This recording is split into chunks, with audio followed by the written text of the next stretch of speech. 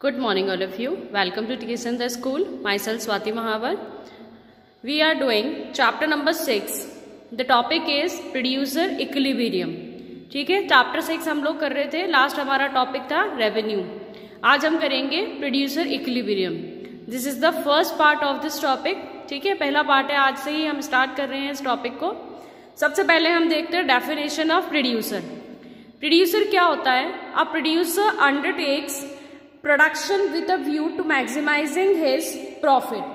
Producer कौन होता है? इकोनॉमिक, जो भी हमारी इकोनॉमिक एक्टिविटीज होती हैं उनके अंदर दो लोग होते हैं. एक तो होता है प्रोड्यूसर और एक होता है कंज्यूमर्स. ठीक है, प्रोड्यूसर वो होता है जो किसी भी कमोडिटी का, किसी भी गुड का प्रोडक्शन करता है, किसी रॉ मटेरियल को यूज करके मैन्युफैक्चरिंग करके उसका एक फिनिश गुड के अंदर उसको चेंज करता है. तो प्रोड्यूसर क्या करता है? प्रोडक्शन करता है गुड्स का. ठीक है, और कंज्यूमर क्या करता है? उसी गुड को परचेज करता है. हम बात करते हैं प्रोड्यूसर की. Producer undertake production. क्या करता है प्रोड्यूसर? प्रोडक्शन करता है, लेकिन उसका मोटिव क्या होता है? Profit maximisation.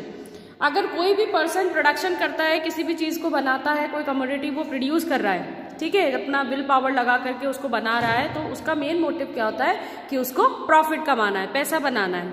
ठीक है, he achieves his goal by maximizing the difference between revenue and cost. यहां पर हम उसकी इकोनॉमिक रीडिंग कर रहे हैं, इकोनॉमिक स्टडी कर रहे हैं प्रोड्यूसर की. तो ये तो जनरल बात हो गई कि प्रोड्यूसर जो होगा, प्रोडक्शन जो करेगा वो सिर्फ प्रॉफिट के लिए करेगा. लेकिन प्रॉफिट कैसे निकलेगा, इसको हम कैसे देखेंगे? जो डिफरेंस होता है रेवेन्यू और कॉस्ट के बीच में, वही डिफरेंस हमारा क्या कहलाता है? प्रॉफिट कहलाता है. The difference between the revenue and cost is known as profit. अब बात करते हैं रेवेन्यू और कॉस्ट की. उससे पहले हम देखेंगे production requires factor input and non factor input.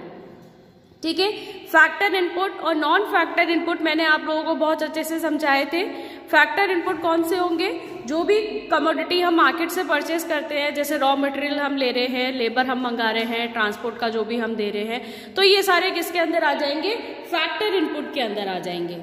और नॉन फैक्टर के अंदर क्या आ जाता है? जैसे हम कोई सर्विस दे रहे हैं, हमारी खुद की जो हम सर्विस देते हैं, वो किसके अंदर आ जाएगा? नॉन फैक्टर के अंदर आ जाएगा. ठीक है, हमारा खुद का जो सर्विस होगा वो किस में आ जाएगा? नॉन फैक्टर में आ जाएगा.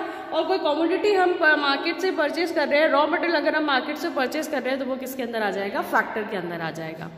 ठीक है, तो प्रोडक्शन करने में एक तो हमें हमारी सर्विस, जो एंटरप्रेन्योर होता है उसकी सर्विस भी वहां पर उसको चाहिए होती है. ठीक है, वो अपनी सर्विस देता है. और दूसरी चीज हम क्या लेते हैं? रॉ मटेरियल या फिर लेबर, जो भी चीजें हमें प्रोडक्शन के अंदर काम में आती है. तो ये सारी चीजें काम में लेकर के, ये सारी चीजें यूज करके एक प्रोड्यूसर क्या करता है? प्रोडक्शन करता है. अब नेक्स्ट हम बात करते हैं कॉस्ट की. कॉस्ट क्या होता है? Expenditure incurred by the producer on these inputs. इन सभी इनपुट्स के ऊपर जो भी प्रोड्यूसर खर्चा करता है, वो खर्चा क्या कहलाएगा? कॉस्ट कहलाएगा. ठीक है, प्रोड्यूसर ने ये सारी चीजें खरीदने के लिए जो भी एक्सपेंडिचर किया है, जो भी मनी वेस्ट किया है, वो हमारा क्या कहलाएगा? कॉस्ट कहलाएगा. रेवेन्यू की हम बात करते हैं. Sale of goods and services. किसी भी कमोडिटी की सेल जो होती है, बेचने के बाद में जो पैसा आता है, जो रिसिप्ट हमारे पास आती है, वो रिसिप्ट क्या कहलाएगी? रेवेन्यू कहलाएगी. समझ में आई कहानी? कॉस्ट क्या होता है? जो भी प्रोडक्शन हम करेंगे उसको खरीदने के लिए, प्रोडक्शन के लिए जो भी चीजें काम में आती है, उन सभी चीजों को जब हम खरीदते हैं मार्केट से, जो पैसे हम खर्च करते हैं, वो खर्चा किसके अंदर आ जाएगा? कॉस्ट के अंदर. सीधी सीधी एक्सपेंडिचर हमारा किसके अंदर आ जाएगा? कॉस्ट में. जो पैसे हमने दिए वो किस में चले जाएंगे? कॉस्ट में. और जो पैसे हमारे पास आते हैं सेल करने के बाद में, जो रिसिप्ट हमें मिलती है, जो मनी हमारे पास आता है, वो क्या कहलाएगा? रेवेन्यू कहलाएगा. तो इसी रेवेन्यू में से जब हम कॉस्ट को माइनस करेंगे, तो जो पैसे बचेंगे वो हमारा क्या कहलाएगा? प्रॉफिट कहलाएगा. ठीक है, रेवेन्यू में से कॉस्ट को क्यों माइनस करेंगे? क्योंकि हम कोई भी चीज की प्रोडक्शन कर रहे हैं, कोई भी चीज अगर हम बना रहे हैं, तो उसको जब हम मार्केट में ले जाकर के सेल करेंगे, कंज्यूमर को सेल करेंगे, तो हम क्या करेंगे? प्राइस ज्यादा लगाएंगे. जो भी हमारा खर्चा हुआ है, उस खर्चे से हमारी प्राइस ज्यादा लगाएंगे. अगर हमने प्राइस कम रख दी, तो फिर उसमें जो प्रॉफिट होता है, वो प्रॉफिट नहीं निकल पाएगा. ठीक है, प्रोड्यूसर का कोई भी प्रॉफिट नहीं बनेगा. तो अगर प्रोड्यूसर को यहाँ पे प्रॉफिट कमाना है, तो वो क्या करेगा? रेवेन्यू ज्यादा रखेगा और कॉस्ट क्या रखेगा? कम रखेगा. यानी कि जो भी कॉस्ट ऑफ प्रोडक्शन आता है, उस कॉस्ट ऑफ प्रोडक्शन से रेवेन्यू क्या रखा जाएगा? ज्यादा रखा जाएगा. इसीलिए हम हमेशा रेवेन्यू में से क्या करेंगे? कॉस्ट को माइनस करेंगे प्रॉफिट निकालने के लिए. ठीक है। Now next is concept of producer equilibrium. इससे पहले हमने क्या पढ़ा था, प्रोड्यूसर। अब हम क्या देखेंगे, producer equilibrium. It refers to a situation of profit maximisation. ठीक है, प्रोड्यूसर इक्विलिब्रियम क्या होता है कि प्रोड्यूसर जो भी प्रोडक्शन करता है उस प्रोडक्शन के अंदर वो इक्विलिब्रियम पॉइंट पे कब आएगा, जब उसका प्रॉफिट जो होगा वो क्या हो जाएगा, मैक्सिमाइज हो जाएगा। यानी कि जब उसका ज्यादा से ज्यादा प्रॉफिट होगा, उसी कंडीशन के अंदर एक जो कंज्यूमर, एक प्रोड्यूसर जो होगा वो अपने प्रोड्यूसर इक्विलिब्रियम लेवल को रीच करेगा। Profit is maximised when the difference between TR and TC is maximised. ठीक है, अब प्रॉफिट कब मैक्सिमाइज होगा, जब हमारा टीआर और टीसी के बीच में जो डिफरेंस है वो मैक्सिमाइज होगा। टीआर क्या है, टोटल रेवेन्यू, और टीसी क्या हो गया, टोटल कॉस्ट। ठीक है, रेवेन्यू कॉस्ट मैंने आप लोगों को अभी बताए थे। तो टोटल रेवेन्यू में से जब हम टोटल कॉस्ट को जब माइनस करेंगे तो उस कंडीशन के अंदर जो उसका गैप जो मैक्सिमाइज होगा, उन दोनों का जो डिफरेंट मैक्सिमाइज होगा, वो मैक्सिमाइजेशन की कंडीशन क्या कहलाएगी, प्रोड्यूसर इक्विलिब्रियम। ठीक है, प्रोड्यूसर अपने इक्विलिब्रियम लेवल को कब रीच करेगा, जब टीआर और टीसी के बीच में जो डिफरेंस होगा वो अपने मैक्सिमम लेवल पर होगा। यहां पर दे रखा है formula, pi is equals to TR minus TC. Pi यहां पर क्या शो कर रहा है, प्रॉफिट, और टीआर क्या डिनोट कर रहा है, टोटल रेवेन्यू, टीसी क्या है, टोटल कॉस्ट। तो पाई यानी कि प्रॉफिट अगर हमें निकालना है तो प्रॉफिट निकालने के लिए हमें क्या करना पड़ेगा, टोटल रेवेन्यू में से हमें टोटल कॉस्ट को माइनस करना पड़ेगा। मैंने आप लोगों को अभी बताया कि रेवेन्यू में से हम कॉस्ट को माइनस करेंगे क्योंकि revenue is greater than cost. ठीक है, कॉस्ट जो होगा, जो एक्सपेंडिचर होगा वो कम होगा और जो रेवेन्यू होगा वो ज्यादा होगा, तभी वहां पर प्रॉफिट पॉसिबल है। नहीं तो अगर हम कॉस्ट ही कम रख देंगे, अगर हम कॉस्ट ही ज्यादा रख देंगे, उस कंडीशन में हमारा प्रॉफिट क्या होगा, निकल नहीं पाएगा। ठीक है, प्रॉफिट हमारा वहां पर क्या इसमें चला जाएगा, नेगेटिव के अंदर चला जाएगा। तो हमें यहाँ पर क्या रखना है, रेवेन्यू रखना है। ग्रेटर वैल्यू यहाँ पर हम क्या लेंगे, रेवेन्यू की लेंगे, और कॉस्ट में से कॉस्ट उसमें से माइनस करेंगे। आया समझ में? सो याद कर लेना इसको, पाई यानी कि profit is equal to TR minus TC. जब टोटल रेवेन्यू में से टोटल कॉस्ट को माइनस करेंगे तो वो क्या आ जाएगा, प्रॉफिट आ जाएगा। वही प्रॉफिट का जो होगा लेवल वो क्या कहलाएगा, प्रोड्यूसर इक्विलिब्रियम कहलाएगा। अब नेक्स्ट आ जाओ इकोनॉमिक प्रॉफिट। इकोनॉमिक प्रॉफिट क्या होता है, दो तरह के प्रॉफिट होते हैं। एक तो होता है अकाउंटिंग प्रॉफिट और दूसरा होगा इकोनॉमिक प्रॉफिट। ठीक है, अकाउंटिंग प्रॉफिट क्या होता है, टीआर माइनस टीसी। जब हम टीआर और टीसी को माइनस करेंगे, लेकिन टीसी के अंदर जो होगा वो दोनों कॉस्ट लगेगा, एक तो एक्सप्लिसिट लगेगा, दूसरा इम्प्लिसिट लगेगा। ठीक है, एक्सप्लिसिट और इम्प्लिसिट कॉस्ट मैं आप लोगों को कॉस्ट चैप्टर के अंदर पढ़ा चुकी हूँ। ठीक है, एक बार वापस बता देती हूँ। एक्सप्लिसिट कॉस्ट कौन सा होता है, जैसे मार्केट से हम कोई रॉ मटेरियल परचेज कर रहे हैं, ठीक है, लेबर मार्केट से हायर कर रहे हैं, या कोई ट्रांसपोर्टेशन का कॉस्ट हमने दिया, तो जो भी चीज हम मार्केट से परचेज करेंगे, जो चीज हम परचेज करेंगे, ठीक है, जिस चीज को हम खरीदेंगे, वो खरीदी किसके अंदर आ जाएगी, एक्सप्लिसिट कॉस्ट के अंदर आएगी। और इम्प्लिसिट कॉस्ट क्या होता है, हमारा खुद का, जैसे हम खुद की सर्विस दे रहे हैं, मेरी खुद की कंपनी है, मैं वहां पे काम कर रही हूँ as a entrepreneur, as a owner, तो मैं खुद की जो सर्विस दे रही हूँ वो सर्विस किसके अंदर आ जाएगी, इम्प्लिसिट कॉस्ट के अंदर आएगी। तो सेल्फ ओन्ड सर्विस जो होगी वो किसके अंदर चली जाएगी, इम्प्लिसिट कॉस्ट के अंदर हो जाएगी। और जिसके लिए हम खर्चा करेंगे, मार्केट से खरीदेंगे, वो किसके अंदर आ जाएगा, एक्सप्लिसिट कॉस्ट के अंदर आ जाएगा। तो यहां पर जो टोटल कॉस्ट है, उस टोटल कॉस्ट के अंदर एक्सप्लिसिट कॉस्ट भी आ रहा है और इम्प्लिसिट कॉस्ट भी आ रहा है, दोनों कॉस्ट उसके अंदर ऐड किए जाएंगे। वो वाला जो टर्म होगा वो टर्म क्या कहलाएगा, इकोनॉमिक प्रॉफिट। आया समझ में आप लोगों को? Economic profit is equals to TR minus TC, but TC is equals to explicit plus implicit, both the cost are included in TC. So in that case that profit is known as economic profit. Now come to the next point, accounting profit. Accounting profit क्या होता है, इसमें भी same theorem लगेगा, TR minus TC. ठीक है, economic profit में भी हम क्या कर रहे थे, टीआर माइनस टीसी कर रहे थे, और अकाउंटिंग प्रॉफिट में भी हम क्या कर रहे थे, टीआर माइनस टीसी कर रहे थे। बट जो इन दोनों के बीच में जो डिफरेंस है वो क्या है, यहां पर जो टीसी लग रहा है उसमें एक्सप्लिसिट और इम्प्लिसिट दोनों आएगा, लेकिन यहां पर जो टीसी लगेगा उसके अंदर सिर्फ एक्सप्लिसिट कॉस्ट लिमिट होगा।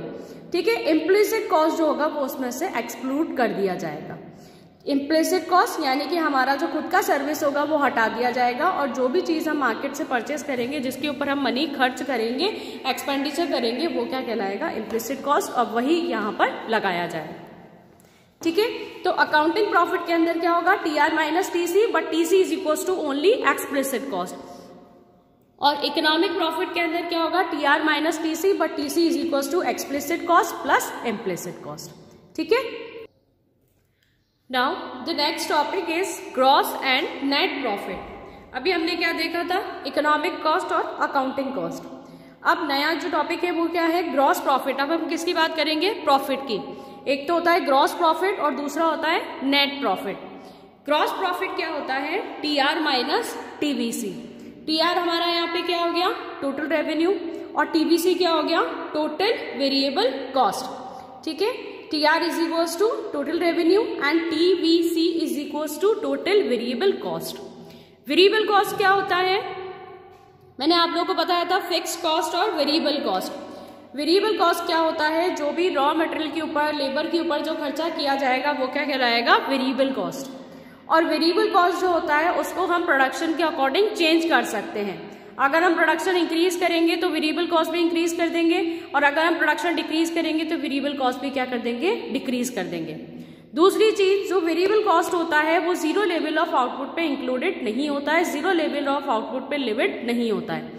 अगर आप प्रोडक्शन नहीं कर रहे हो तो कोई वेरिएबल कॉस्ट आपको भरने की जरूरत नहीं है। ठीक है, लेकिन अगर आप प्रोडक्शन करोगे तो आपका वेरिएबल कॉस्ट आएगा, प्रोडक्शन नहीं करोगे तो कोई वेरिएबल कॉस्ट वहां पर नहीं आएगा। तो ग्रॉस प्रॉफिट जो निकाला जाता है वो कैसे निकाला जाता है? TR minus TVC।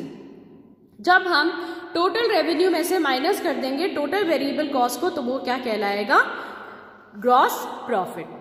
ठीक है, नेट प्रॉफिट की अगर हम बात करते हैं तो net profit is equals to TR minus TVC plus TFC। ठीक है, TR यानी कि टोटल रेवेन्यू। टोटल रेवेन्यू में से हमको माइनस करना है TVC और TFC का सम। यहां पर ग्रॉस प्रॉफिट के अंदर याद रखना, ग्रॉस प्रॉफिट के अंदर सिर्फ क्या लगेगा? वेरिएबल कॉस्ट लगेगा। लेकिन जब हम नेट निकालेंगे, नेट मतलब सारा, शुरू से लेके लास्ट तक जितना भी एक्सपेंडिचर आएगा स्टार्टिंग से लास्ट तक, वो सारा किसके अंदर आ जाएगा? नेट में। ठीक है, तो नेट हम निकालेंगे तो नेट के अंदर हमारा वेरिएबल भी आएगा और फिक्स्ड भी आएगा।